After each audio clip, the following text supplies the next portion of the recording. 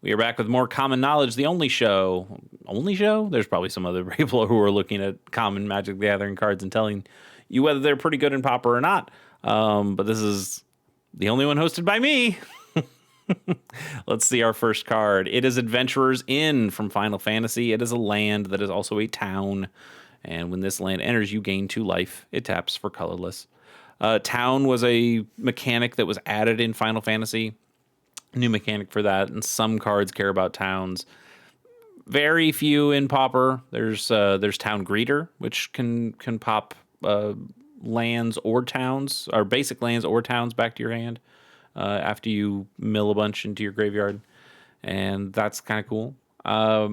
Adventures in sees a little bit of play, mostly interchanged with there's another land. Is it Radiant Fountain? I think. Radiant Fountain. Boom, got it. Radiant Fountain, which also enters and gains you 2 life. It's everything that Adventures in is, except not a town. So I guess this is strictly better in most cases. I don't think there's any town hosers, so it's only upside to have a town. Anyway, so if you have Radiant Fountains, you can use Radiant Fountains, but if you have Adventures in, you could use those as well. You see these in a couple of decks, like mostly monocolored decks that know they don't need to get a bunch of colors, but want to have this just in the off chance that you have, a mono red deck that's really aggressive and you just need to gain some life to keep yourself around to the mid game. These are not terrible lands, but they're also not amazing lands. And you'll play maybe a couple copies, but you won't feel amazing about it. They're just kind of there. Still, they're a card that taps for mana. Tapping for mana is good. And it does gain you a little bit of life. And it's essentially free to put it in your deck. You drop a basic or 2. You put this in here. It's okay. It's okay. I will give these a 5.5. They're fine. Next up is Demon Bolt. For 2 and a red, you get an instant that says Demon Bolt deals 4 damage to target creature or planeswalker. It also foretells for a single red. So during your turn, you may pay 2 and exile this card from your hand face down. You can cast it on a later turn for its foretell cost. So it's kind of like giving morph to a spell. But, because it's a spell, it's not a creature, so it's face down just over there. over there somewhere, exiled where it can't really be messed around with by an opponent, and then you get to cast it later. It's 3. You're paying 3 mana either way, but you can pay that 3 mana in installments. It's all right. The 4 damage is okay. The idea that you can deal 4 damage for a single red mana at instant speed. At instant speed is nice. So you're kind of getting better than a lightning bolt in some cases, but it only works on creatures or planeswalkers. There are no planeswalkers in Pauper, so it only really works on creatures. And I don't see a whole lot of foretell cards played in Pauper. And when I see them played in Commander, it's kind of always the same 2 or 3, because there's only a couple that seem really playable in any one format. So I think your opponent would probably clock that you're playing Demon Bolt pretty quickly and could play around it accordingly. So I don't love these cards. I don't love foretell as a mechanic, honestly. I don't even really like morph as a mechanic, but it's gotten better and worse now that there are all sorts of other cards that come into play face down, with something like Cloak. But cloaking a card, that card has Ward 2 and it's like a morph with Ward 2, and that's what a cloak card is versus what a morph card is, and I just kind of don't like any of them, honestly. And Demon Bolt just kind of falls into that time. I also wasn't playing during Kaldheim, so this is a mechanic that I kind of came to and went, I don't know, it's kind of like morph, but I don't know. I don't really like it. I'll give it a 2.1, maybe. That's probably a little too harsh, but I really not a huge fan of Demon Bolt. Next up is Virus Beetle. This is an okay card. Virus Beetle is 1 and a black for an 1/1 artifact creature that's an insect. And when this creature enters, each opponent discards a card. You see this be played in a couple of different decks. The artifact, it being an artifact, is nice because it can work towards affinity. Discarding is pretty good in black. You'll see a lot of black. I mean, Refurbished Familiar, the card I always forget the name of, but I remembered it now. Refurbished Familiar is an amazing card that gets played in so many decks that even just splash black because it's so good. And that forces an opponent to discard a card. Hopeless Nightmare is a 1-mana thing that comes down and makes an opponent discard a card. There's lots of very cheap black spells and creatures that make your opponent discard. And discard is pretty strong in Pauper, that your opponent can't do as many things if they don't have as many cards in their hand. And sure, in some occasions, I'm helping my opponent's Tolarian Terror deck because they get to just put in sorceries and instants into the graveyard, and then they can play their big serpents for cheaper. But also, even though that is true, they didn't get to ponder, they didn't get to brainstorm, they didn't get to mental note. So they're only getting to put one thing in instead of multiple things in, or they're not getting the great card selection or card draw capabilities of those cards. I think there's still a lot of reason to play these kinds of decks, even when something like Tolarian Terror is the best deck in the format.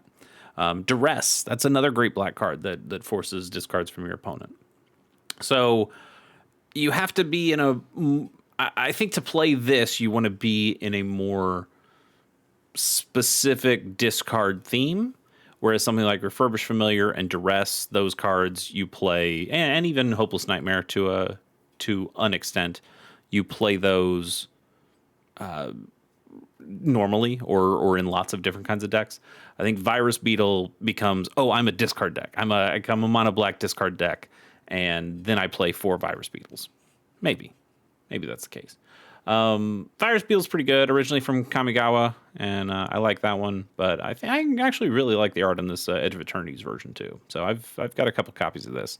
I think there's a rat that does this too, basically. That's not an artifact, but everything else is the same.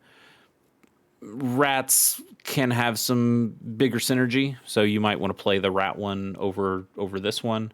But I think overall, this one's slightly better because it is an artifact, and you'll find ways of using that.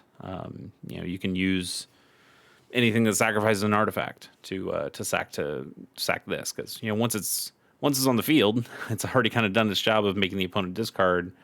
You could block with it, I guess, but sacking it for value is pretty good too. So I think this is a solid card. I'm going to give this a 5.8. 5.8, solid card.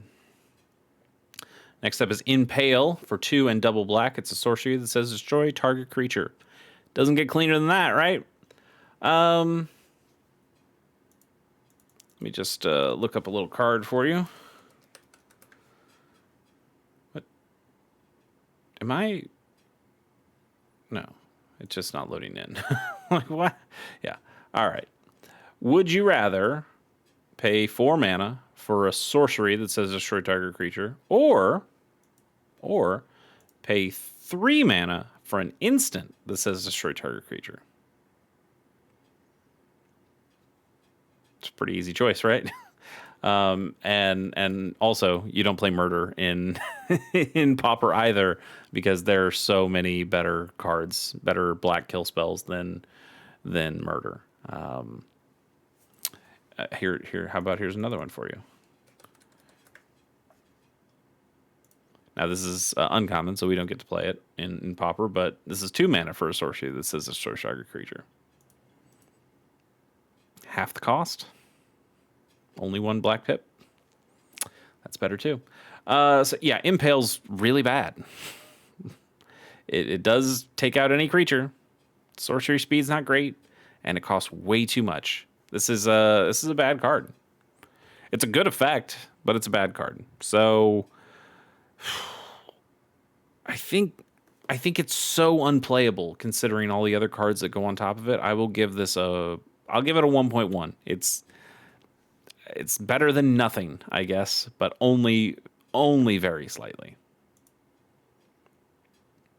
Next up, Portal 3 Kingdoms card. Yes! You know it's a good day when it's a Portal 3 Kingdoms card.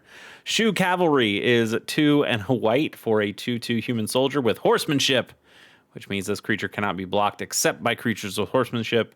So in Portal 3 Kingdoms, this is based on Romance of the Three Kingdoms, the real, well, events happened in ancient China, and then a guy wrote a book about it that fictionalized some of that stuff, and that was Romance of the Three Kingdoms. And then that was such a big deal that they made video games like Dynasty Warriors and Romance of the Three Kingdoms, the strategy games. And when Magic, I think, was trying to appeal to China, they made this. They made a whole Portal set that was about the Three Kingdoms. And there are no instants in this set. There are sorceries that you can play at instant speed, which is very confusing. And I think they've all been changed into instants, eroded into instants at this point, which is even more confusing, honestly.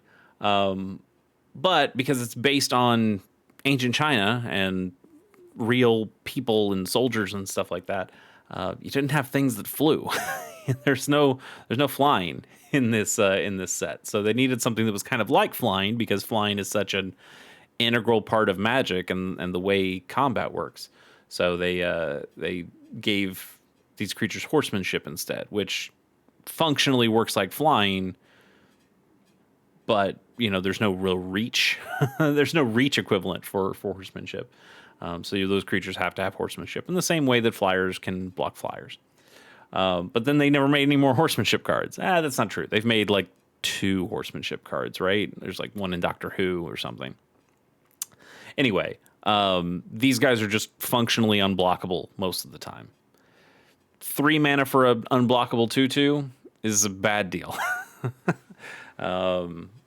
Blue has single mana for a 1/1 unblockable. Those also don't really see play. Black has the Changeling Outcast that cannot block or be blocked for a single mana, and that's better in most cases. But it's also a Portal 3 Kingdoms card, so it's rad, and that's also why it costs $3.50 for a card that is not very good. I do have one Portal 3 Kingdoms card in a Pauper deck of mine, and when we come up to it, I'll be very excited, and I'll talk all day about it. I'm already talking all day about this one. But until then, we'll just give this card the bad score it deserves, which is, I don't know, like a 1.6, I guess. That's even probably a little too much, but we'll give it a 1.6. We'll move on. But someday we're going to hit the one Portal 3 Kingdoms card that I'm really excited to talk to you about, and we'll talk about it for a long time. Next up is Ghostfire. Ooh, this is a fun one. It's a fun one with another little story behind it. Ghostfire is 2 and a red for an instant. Ghostfire is colorless, not red. And Ghostfire deals 3 damage to any target. So originally from Future Sight, has the cool Future Sight border. This was before we had Devoid. So Future Sight's part of the Time Spiral block, which is has to be like number 1 or number 2 on favorite blocks for me from Magic. Time Spiral was kind of looking into Magic's past and finding cool cards, and even like time shifting old cards into Standard. And that was really cool to see, like a big celebration of Magic's history. The second block was Planar Chaos, which shuffled the color pie in interesting ways, where you got a lot of classic cards that were turned into a different color. And we had to kind of see, what would it be like if green had a Soul Warden? Wouldn't that be nuts? And the answer was, I don't know, it's fine. What if black had a tapper? Okay, sure. We got some interesting cards. We got a Sarah Sphinx, like it's a Sarah Angel, but it's blue, and it's a Sphinx instead, but it's a Sarah Angel, but in blue. That's pretty good. Blue never got that good of creatures before. So we had lots of cool shifty stuff in Planar Chaos. I really like Planar Chaos. But Future Sight said, okay, we've done the past of Magic. We've done kind of this funky alternate present of Magic. What if we did the future of Magic? And Future Sight specifically the ones with this future sight border, were all these kinds of weird, odd mechanics that maybe Magic would do something with in the future. Maybe not. Maybe it would just be a thing that wouldn't matter. And some of those things have gone on to be real things in Magic. It was a handful of episodes ago, but we did the Luminant limit. I don't remember what it was. It was the enchantment creature. It was the first ever enchantment creature, and we've gone on into Theros to have enchantment creatures become a normal thing that now are just part of Magic. You see enchantment creatures all the time. This mechanic specifically, a card that is colorless but has a color cost to it. We see that now with the Devoid mechanic, and that's interesting. It's cool that we have seen Magic come back to, or Magic design come back to Future Sight again and again, and go, okay, let's actually make that concept real. Like let's take that idea and turn it into like a real mechanic that has real support for it. So while Ghostfire itself, not great, 3 mana for an instant that deals 3 damage to any target. You know, it's a pretty bad lightning bolt when you think about it. But it's also a lightning bolt that can't be blue elemental blasted. How's that sound now? So it's still kind of bad, but it does have fun stories around it. And I like fun stories. I'll give Ghostfire a 1.4, I guess. That's even a little too high, but we'll give it a 1.4. I got to go back so I can go to the random one. It has been brought back a couple times in some dual decks, but still not a very good card. Next up, oh, hell yeah. We're just getting all sorts of cool, bad cards, but cool cards. Let's talk about Giant Slug. It's 1 and a black for a 1/1 slug. Let's do its Oracle text instead of the card text. For 5 mana, you can have, at the beginning of your next upkeep, choose a basic land type. This creature gains Landwalk of the chosen type until the end of that turn. Okay. So yeah, it gets a Landwalk. You can make this thing unblockable for 5 mana every turn. That's bad. That's bad. Can we get Shoe Cavalry back here? That's better than this. Giant Slug is a pretty bad card, but just look at it. Like, just look at what Anson Maddox put together here. This thing should be stronger than a 1/1, right? Also, why does it get Landwalk? Like, it's, I don't know. Couldn't tell you, but I know I love it. I know I love this weird little dude. And look at that, 4 and black border. Pretty rad. It's in Japanese. It's still bad in Japanese, but it looks cooler in Japanese, I suppose. Yeah, this card's bad. This card's bad. We'll give it I'm going to give this a 1. I am going to give this a 1. It's 2 mana for a 1/1 that wants you to pay a whole lot more mana to do basically nothing. That's just a bad card right there. That is just a bad card. Salvage Mana Worker is 2 mana for an artifact creature construct. It's a 1/3, and you can pay 1 to add 1 mana of any color, and you activate that only once a turn. It's from Dominaria United.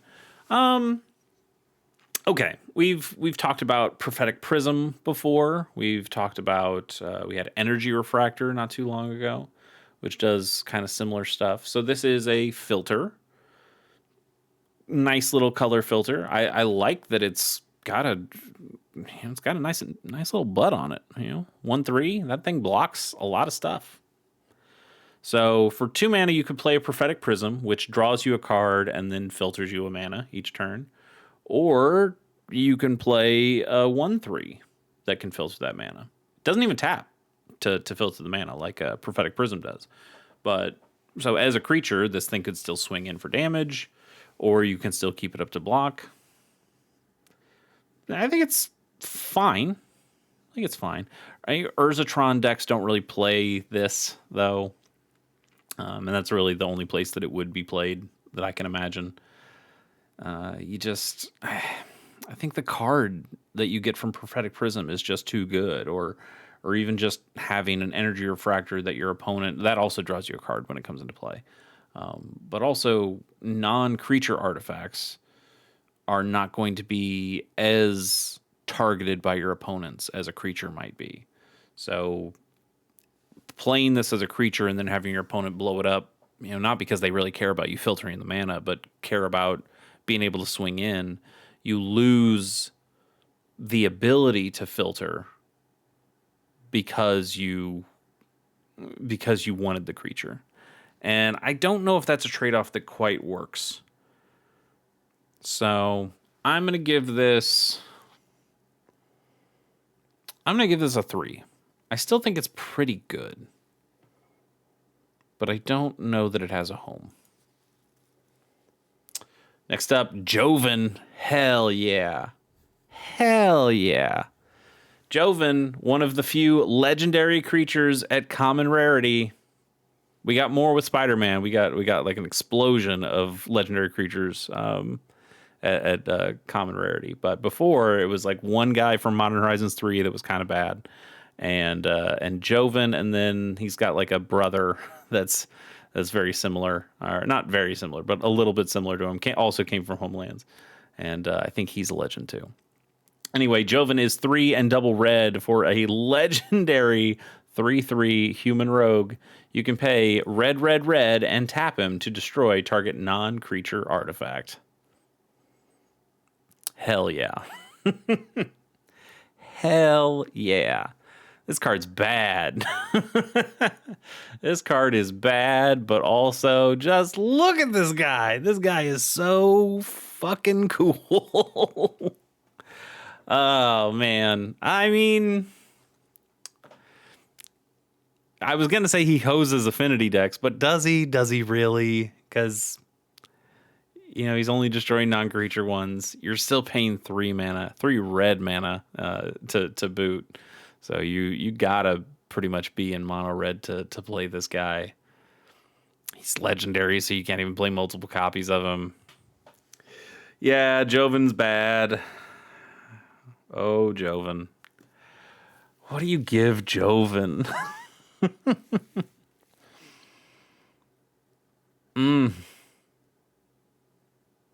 Is the other one named Chandler? I think the other one is named Chandler. Excuse me. Chandler. Yes. Chandler is the other one from Homelands. And he destroys target artifact creature. Ooh, yeah. You put them together. Now you got a stew going. Yeah. These guys both suck. I'll give Joven I'll give him a 1.3.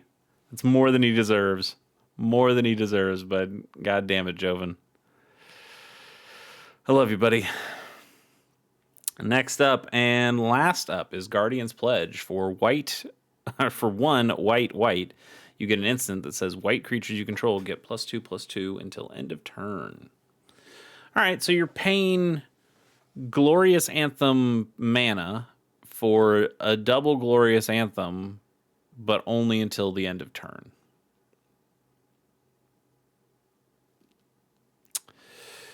I understand why you might want to play this in like a white weenie deck. You swing in, you give a power and toughness boost to all your guys. You've got this very wide board, so now you've just completely overcome the opponent.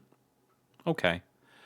I think we have enough cheaper, easier ways of doing this. We looked at Summon Chocomog a long time ago.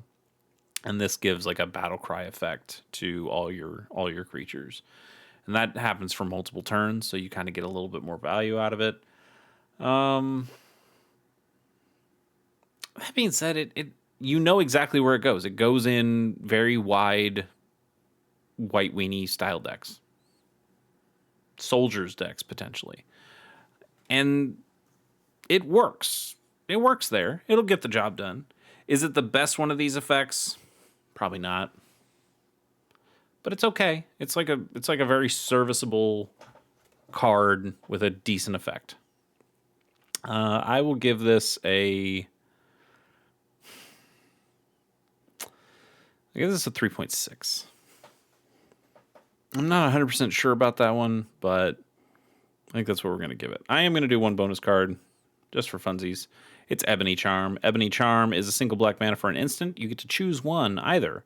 Target opponent loses 1 life and you gain 1 life. You exile up to 3 cards from a single graveyard.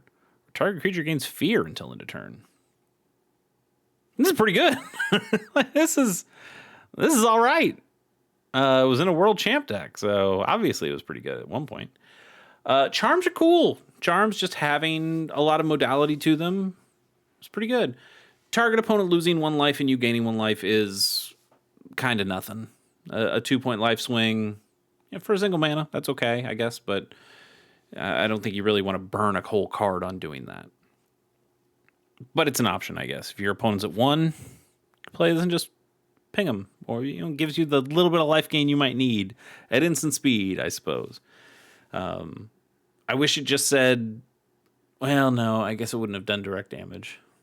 It could in black, but yeah, I understand why it's what it is. The second mode is probably its best mode. Exile up to 3 target cards from a single graveyard. That's for a single mana at instant speed. That can do some stuff that can do some real work against spy combo decks. It can do okay against a Tolarian Terror style deck. Any deck that really cares about graveyard, I think this does a pretty good job of grabbing enough pieces. People play Fairy Macabre because you can discard it at instant speed and exile 2 cards from an opponent's graveyard. Paying a single mana at instant speed to exile 3, I don't think that's a bad deal at all. And then the last one, honestly, isn't bad. Like target creature gaining fear, the ability to can't be blocked except by artifact creatures or black creatures. That could be okay too, depending on the deck that you're playing against. Obviously, if you're playing against somebody that has a bunch of artifact creatures or a bunch of black, you're playing like a Black Mirror or another black deck that plays black anyway. Becomes a little less powerful, but also you have the other options available to you that work against most decks.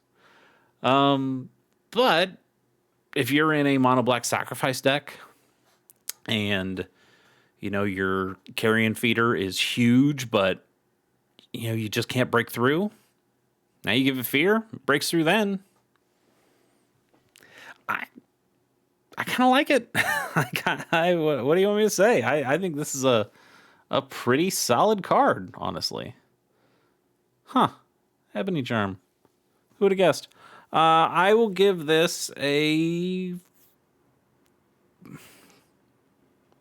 4. That's probably a little too much, but I like it. I like it, and I see the uses for it. This could go in a sideboard, and you kind of just know when you're going to need it. It could also go in a main board, and you know that it's a card that you can sideboard out at very specific intervals. You know, okay, I'm not going up against another, or I'm going up against a black deck, sideboard this out. I'm going up against a deck that doesn't have a bunch of graveyard shenanigans, sideboard this out. Totally fine. And you can sideboard in a better piece for that. So I think it could go lots of different places. I think a 4 is a perfectly fine score for this. It's a good card. Anyway, that is all for today. We will see you next time on Common Knowledge. Until then, see ya.